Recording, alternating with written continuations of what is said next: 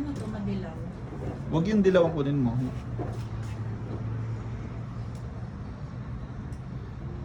Magulang na yun nasa baba.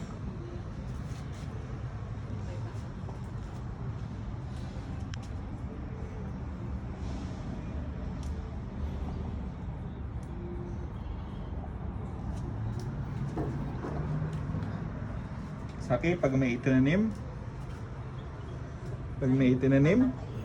may aanihin.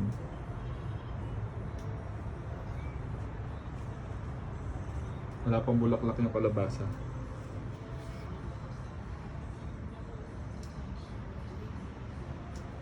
Magulang na yung nasa baba, yung sa taas ang kunin mo.